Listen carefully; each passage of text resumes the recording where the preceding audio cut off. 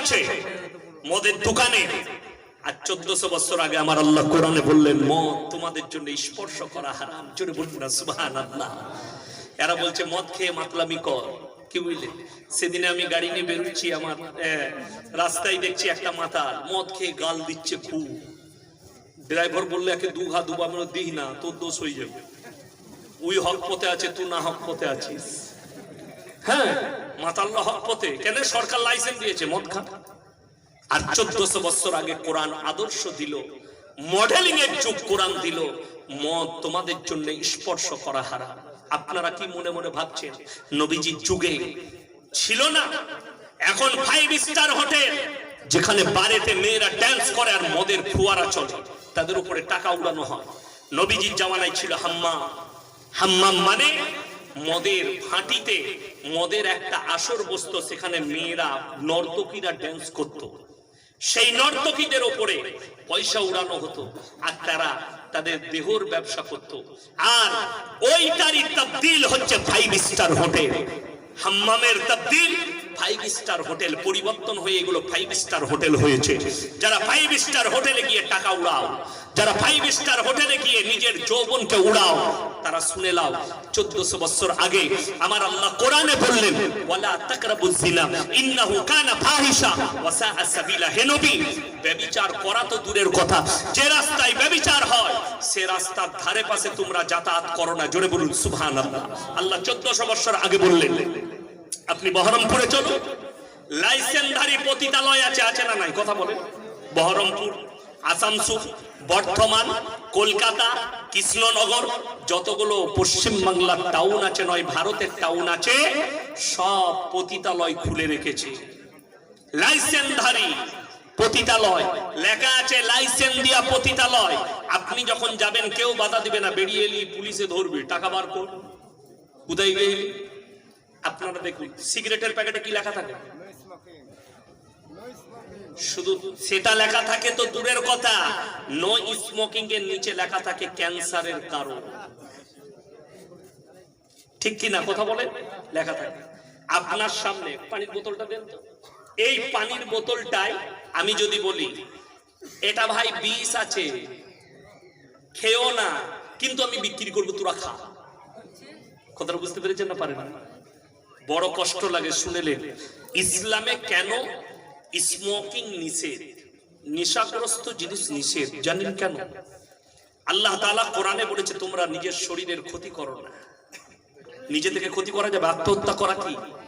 কথা বলেন, আত্মহত্যা করা কি পাপ, নাজায়েজ কাজ। আমি কালকে জলসায় বলেছি উত্তর 24 পরগনায় দেখবেন, এই 24 পরগনার কিছু গজল গায়ক আছে, মেয়ে ছেলেরা গজল পড়ে না? জলসাতে আপনারা লাগান, অনেকজন গজল শুনে বিসমিল্লাহ বলে গিলাস তুলে গালে ঢেলে নিল, বিসমিল্লাহ রসিলাই বিস পানি হয়ে গেল। আর মেয়েরা যদি এরকম শুনে বলবে ওরে বাবা রে কি বরকত লো। ইমানের মতলব কিছু বুঝে না। যেমন আমাদের দেশের কিছু মা আছে, এই সুর করে যদি বক্তব্য না দেয় তা বলবে কি বক্তা লিয়েছিল, সুর নাই কিছু নাই। ঠিক নয়? আর সুর করে যদি বলে মায়েরাম পনেরাম বাপেরাম, দারুণ শুনলো, কিন্তু কিছুই বুঝে না কি বললে না বললে। কি খালি ইদিক আর উদিক, কি বুঝলেন? এর গল্প আর অমুকের গল্প, ওই পীরের গল্প আর ওই পীরের গল্প। কোরআন হাদিস কিচ্ছু নাই। মানুষ কিভাবে পরিবর্তন হবে কোনো ভয় নাই। শুনেলেন? এই যে ভাষাটা বলেছে, এই ভাষাটা ইসলাম বিরোধী ভাষা। আপনাদের এই স্টেজে বসে আছে, আমাকে যদি 1 গ্লাস বিষ দিয়ে যদি বলেন এটা বিসমিল্লাহ বলে খান, আপনি কিরকম ওলি হয়েছেন দেখব। এই বিষটা চিনে যে এটা ইয়াসিন, আমি খেলি তো মরে যাব। 1 নম্বর, ওই বিষটা জেনে শুনে পান করা হারাম। ভাষাটা কি হবে? কেউ ভুলবশত 1 গ্লাস পানি খেয়ে নিয়েছে বিষ মনে করে, বিসমিল্লাহর বরকতে আল্লাহ তাকে বাঁচিয়েছে। দিল্লিতে আমার বন্ধু থাকে, ফ্ল্যাট আছে, বিরাট বাড়ি, হাজী ফরিদ সাহেব। তো দেখবেন এরকম সাদা পাড়ায় পানির বোতলে তারপিন তেল পাওয়া যায় না যায় না, পানি মনে হয়, যেগুলো ইউজ করে। তো ওনার কোনো কর্মচারী ফ্রিজে এনে রেখে দিয়েছে, তো ফ্রিজটা খুলে ঠান্ডা ছিল, ভাবি মনে করেছে এটাই, তো ভাবি খেয়ে নিয়েছে, বিসমিল্লাহ বলেছে, চালিয়েছে। তো তাকে সঙ্গে সঙ্গে হসপিটালে ওয়াশ করা হয়েছে। আল্লাহর কৃপায় আল্লাহ হায়াত দিয়েছে, বেঁচে গেছে। জোরে বলুন সুবহানাল্লাহ। তো এটা যদি বলে বিসমিল্লাহ বলার কারণে আল্লাহ বাঁচিয়ে দিয়েছে, জায়েজ আছে।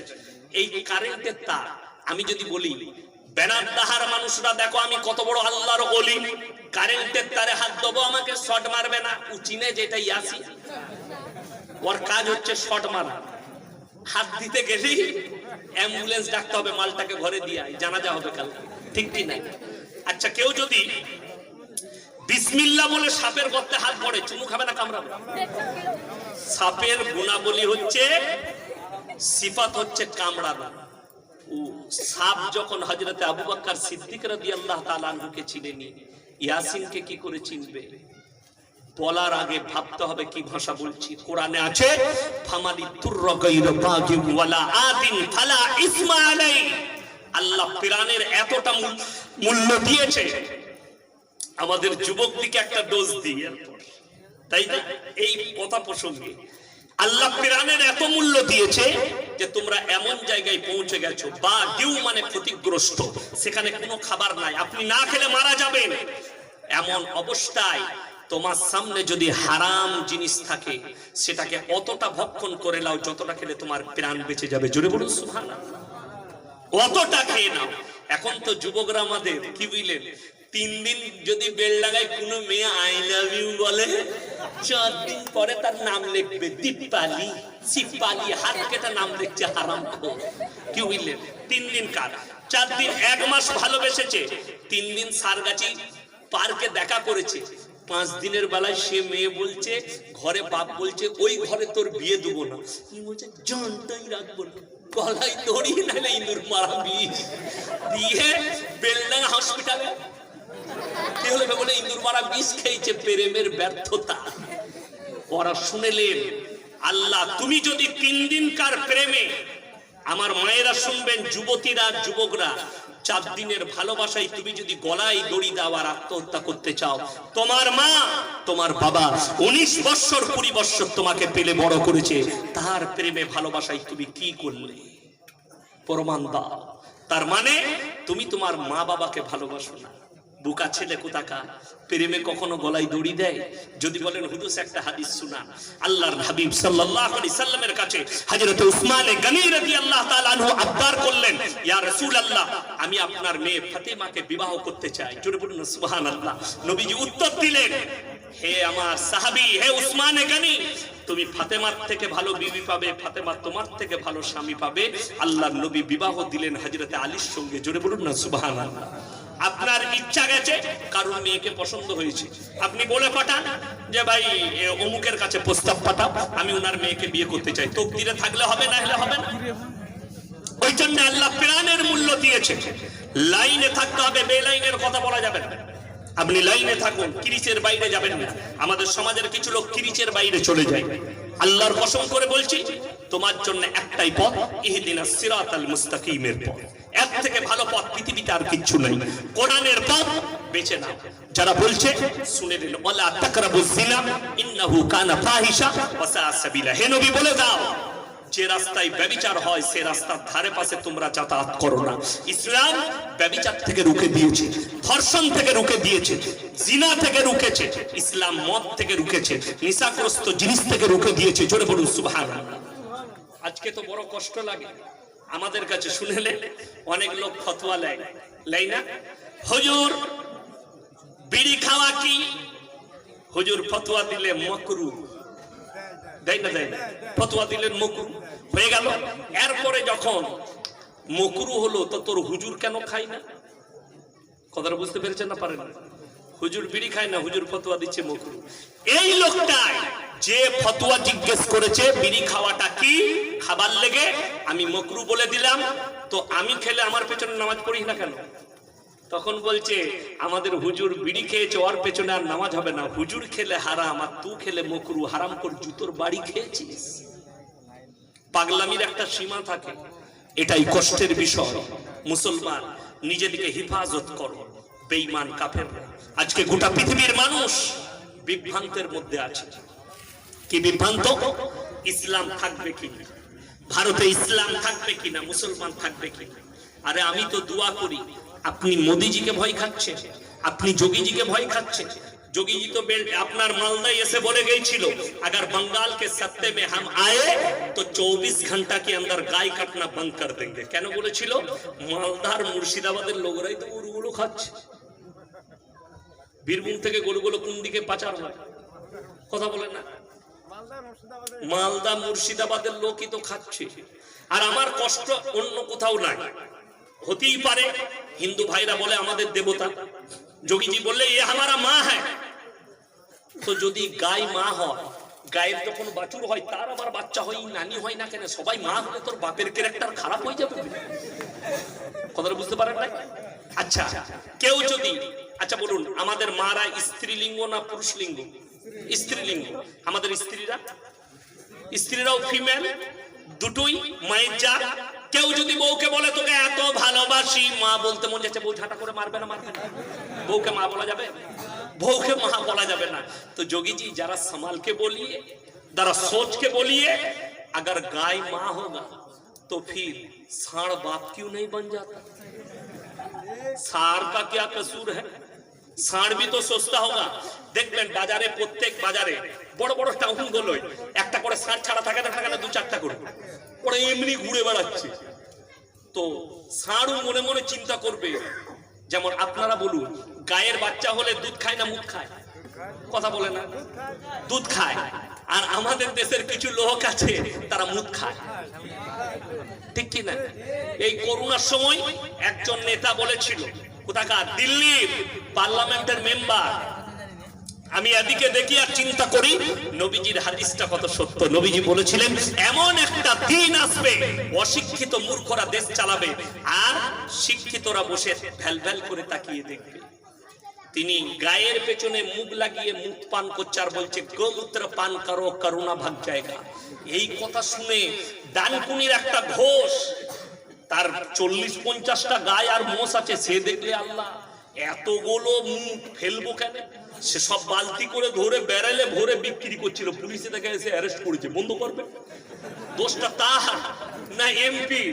এরাই তো বলছে মুখ খেলে করোনা পালায়। সে বেচারা দেখেছে সালা দুধ বিক্রি হচ্ছে, মুখটাও ভালো, আর কিছু বিক্রিও করে ফেলেছিল, তো তাকে এসে অ্যারেস্ট করেছে। কষ্ট তো ওই জায়গায় লাগে। আর কোরআনে আছে ওয়াদাই লাবানান খালিসান সাইগাল লিশারিবিন। জোরে বলুন সুবহানাল্লাহ।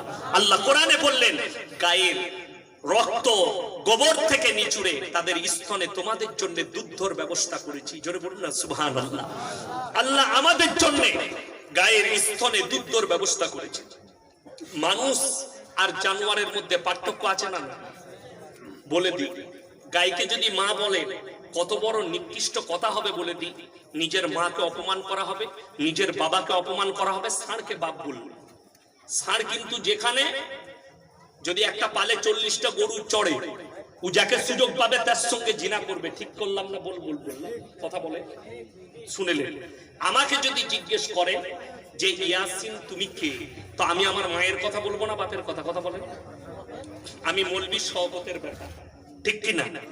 যাকেই জিজ্ঞেস করবো আমাদের পরিচয় বাপের দ্বারা না মায়ের দ্বারা? কথা বলে মায়ের দ্বারা। আপনাদের গ্রামে গায়ের বাচ্চা হলে কি বলে? ওই ষাঁড়ের বাচ্চা বলে না গায়ের বাচ্চা বলে? গায়ের বাচ্চা। কুকুরের, মদা কুকুরের বাচ্চা বলে না মেদি কুকুরের বাচ্চা বলে? তার মায়ের কথা বলে। জানোয়ারের পরিচয় আল্লাহ দিয়েছে মায়ের দ্বারা, আর ইনসানের পরিচয় দিয়েছে বাপের দ্বারা। কেন? গায়ের একটা গায় পালের মধ্যে থাকলে 10টা ষাঁড় থাকলে 10 জনই তার সঙ্গে জিনা করবে। এটা হচ্ছে জানোয়ারের আখলাক। আর আল্লাহ ইনসানকে, মখলুককে, মখলুকের মধ্যে শ্রেষ্ঠ মখলুক আল্লাহ ইনসানকে করেছেন, এর পরিচয় হচ্ছে বাপের দ্বারা। যার দুটো বউ আছে, দুটো বউয়ের বাচ্চা হলে বাপ কটা হবে? জোরে বলুন না সুবহানাল্লাহ। কিন্তু একটা গায় তার বাচ্চা হলে কি বুঝলেন কটা ষাঁড় তার সঙ্গে জিনা করে? জটা থাকে পালে, কাটটা বোঝা যাবে না, ঠিক কি না? কথা বলে। এরপর আপনাকে বলে দিই, যে শিক্ষিতরা বলছেন আমেরিকার কাছে টেকনোলজি আছে, তাদের কাছে নাসা আছে, তাদের কাছে প্রযুক্তি আছে, তাদের কাছে সব আছে। আমেরিকার পার্লামেন্টে, রাশিয়ার পার্লামেন্টে, আপনার ইংল্যান্ডের পার্লামেন্টে, আপনার চাইনার পার্লামেন্টে এই যতগুলো বেঈমান কাফেরের দেশ আছে এদের পার্লামেন্টে পাস হয়ে গেছে। এরপর থেকে যে ছেলেরা বসবাস করবে মায়ের পরিচয়েও বসবাস করতে পারে, তার মানে মা জিনা করবে, যে ছেলেটা জন্ম নিবে মায়ের পরিচয়ে সে দুনিয়াতে বাস করবে, তার মানে তাদের মধ্যে আর জানোয়ারের মধ্যে কোনো ফারাক রইল না। আর আল্লাহর কসম, এই কোরআনের বরকতে, এই মাদ্রাসার বরকতে, আলেম উলামার বরকতে, এই মৌলবীদের বরকতে, দাড়ি টুপির বরকতে, আমার রাসূলের বরকতে কিয়ামত পর্যন্ত মুসলমানের পরিচয় থাকবে বাপের দ্বারা, মায়ের দ্বারা নয়। জোরে বলুন সুবহানাল্লাহ। মায়ের দ্বারা। বাপ মরে গেল লেখা থাকে, কি লেখা থাকে? মৃত অমুকের ছেলে। আধার কার্ডে থাকে না, থাকে না? না মায়ের নাম থাকে, বাপের নাম থাকে। জোরে বলুন না সুবহানাল্লাহ। আর আমরা কিয়ামত পর্যন্ত এই নিশানা নিয়ে বেঁচে থাকবো। জোরে বলুন ইনশাআল্লাহ। জানোয়ারের পরিচয় হবে কিসের দ্বারা? জানোয়ারের পরিচয় হচ্ছে আপনার কিসের দ্বারা বলুন? মায়ের দ্বারা। আর ইনসানের পরিচয় হচ্ছে বাপের দ্বারা। জোরে একবার বলুন সুবহানাল্লাহ। আল্লাহ আপনাকে ভাগ্যবান করেছেন, আপনি আমি ভাগ্যবান যে আল্লাহ তাআলা আমাদেরকে বাপের দ্বারা, এক বাপের আওলাদ করেছে, হাজার বাপের নয়। ওই জন্য আমার ভাই, আমি আমার যতগুলো হিন্দু ভাই আছেন আমি মহব্বত করি। আমাকে অনেক হিন্দু ভাই ফোন করে, তাদেরকে অনুরোধ করছি গায়কে মা বলার আগে 10 বার ভাববেন, ষাঁড়কে বাপ বলার আগে 10 বার ভাববেন। আপনি কি বলছেন? গায়ের গোমূত্র পান করার আগে 10 বার ভাববেন যে আপনার থেকে ব্রেনটা গায়ের বাচ্চার ভালো না আপনার ভালো। যে গায়ের বাচ্চা পয়দা হয় সেও জানে আমাকে মায়ের দুধ খেতে হবে, মুত নয়। আর তুমি মানুষ হয়ে বলছো গায়ের মুত পান করতে হবে। জোরে বলুন নাউজুবিল্লাহ। মুতে যদি ক্যান্সার ভালো হতো, মুতে যদি করোনা পালিয়ে যেত, হসপিটালগুলো বন্ধ করে দিতাম, সবাই একটা করে ঘরে গায়ে পালতো। আমি তো বালতি করে আমার শ্বশুর ঘর থেকে মুতি নিয়ে আসতাম, দুধ আনতাম। আমি তো শ্বশুর ঘরে গেলে 1 লিটার করে দুধ খাই, আমি তো মুত খাই না। আর আমাদের দেশের একজন বাবা আছে, শুনেলেন আপনাকে কত ভালোবাসে। যারা পতঞ্জলির মাল ব্যবহার করেন আজ থেকে ইস্তেগফার করে যান। পতঞ্জলি কার কোম্পানি? রামদেব কানিয়া বাবা একটা প্রোগ্রামে বলছে মুসলমান का एक ही काम है, नमाज पढ़ना, बलात्कार करना, धर्षण करना, गोली चलाना, बारूद चलाना, यही मुसलमान का काम है। আপনাদেরকে বলে দিই, আজও পর্যন্ত আমাদের দেশে এনআইএ যে সংস্থা আছে, গোয়েন্দা সংস্থা, তারা এখনো পর্যন্ত আপনার যেটা সেনারা মারা গেল 25 জন গাড়িতে বোম বাস্ট করে, জায়গাটার নাম কি? পুলওয়ামা কাণ্ড, এখনো পর্যন্ত কিনারা বার করতে পারেনি। হায় হায়, মুসলমানদের 2টো ছেলে দমকলে বাড়ি, বেচারারা খালি ডাক্তার জাকির নায়েকের বই রেখেছে, তার বক্তব্য শুনেছে। তাদের কাছে 2টো করে ডাক্তার জাকির নায়েকের বই পেয়েছে, তারা জেলের কুঠরিতে আতঙ্কবাদী বলে ভরে দিয়েছে। এটাই হচ্ছে দেশের জন্য দুঃখের। কালকে শুনতে পাবেন ইয়াসিন ভাই নাইলে মুমতাজ জেলের কুঠরিতে বসে আছে। আমি একদিন জলসা করে শুক্রবার মাদ্রাসায় ছুটি, আমি আমার গিন্নিকে বললাম ফজরের পরে আমাকে 11টা পর্যন্ত উঠাবেন, আমি গোসল করে মসজিদ যাব। আমার মা চলে এসছে 9:30টার সময় আমার কামরায়। কি করছে বলে ঘুমাচ্ছে, এসে পাশে বসলো সোফাতে। আমার ঘুম ভাঙলো। কি হয়েছে বললে, বাবা তুমি সাবধানে কথা বলবে, লোকে বলছে তোমাকে অ্যারেস্ট করে নিতে পারে, তুমি খুব কড়া বক্তব্য দাও। আমি বললাম, মা এই দেশকে স্বাধীন করার জন্য 56,000 আলেম গর্দন দিয়েছে, কত উলামা শহীদ হয়েছেন, কত মুসলমান দেশকে স্বাধীন করার জন্য। আল্লাহ নবী সাহাবীরা হযরতে বিলাল, হযরতে আম্মার ইবনে ইয়াসির, তার মা হযরতে ওমর ফারুককে ফজরের নামাজে ভুজালি মারা হয়েছে, বেঈমান কাফেররা ভুজালি মেরেছে। তোমার একটা ছেলে কুরবানি করে দাও, আমি বেঈমান কাফেরের কাছে মাথা নত করতে পারবো না। আপনারা দোয়া রাখবেন, আমার যদি মৃত্যু চলে আসে আল্লাহর কসম বেঈমানের কাছে গর্দন যেন না ঝুঁকে। আমি যদি জেলের কুঠরিতে যাই এটা বিশ্বাস রাখি, ইয়াসিন ধর্ষণ করে যাইনি, ইয়াসিন ব্যভিচার করে যাইনি, ইয়াসিন গুলি চালিয়ে যাইনি। কোরআনের জন্য আর ইসলামের জন্য আর আপনাদের মহব্বতে জেলের কুঠরিতে গেছি, এতে আমার গর্ব, এটা আমার কোনো লজ্জার বিষয় নয়। জোরে বলুন সুবহানাল্লাহ। আপনারা হাত তুলে বলুন কে কে নিজের মালের বরকত চান, হাত তুলেন তো ইনশাআল্লাহ দেখি, হাত তুলে জোরে বলুন ইনশাআল্লাহ। যদি নিজের মালের বরকত চান তিনটে কথার উপর আমল করব, সকলে জোরে বলুন ইনশাআল্লাহ। কি কি শুনেলেন? ওয়া আতিদাল কুরবা হাক্কাহু ওয়াল মিসকিন ওয়া ইবনাস সাবিলি ওয়া লা তুবাদদির তাবদীরা ইন্নাল মুবাদদিরিনা কানু ইখওয়ানাশ শায়াতিন ওয়া কানাশ শাইতানু লিরাব্বিহি কাফুরা। হে আমার বিশ্বনবী, এক নম্বর যেদিকে মাল দিয়েছি তোমরা কাছের গরিবের পেছনে খরচ করবে, জোরে বলুন সুবহানাল্লাহ। দ্বিতীয় নম্বর, এতিম আর মিসকিন কোথায় আছে তাদের পেছনে খরচ করবে, জোরে বলুন সুবহানাল্লাহ। আর তৃতীয় নম্বর, মুসাফির যদি তোমার কাছে হাত পাতে তুমি ফিরিও না। আজকের এই মজমায় মুসাফিরকে এখানে সবথেকে বড় এখন আমি 200 কিলোমিটার রাস্তা অতিক্রম করে চলে এলাম।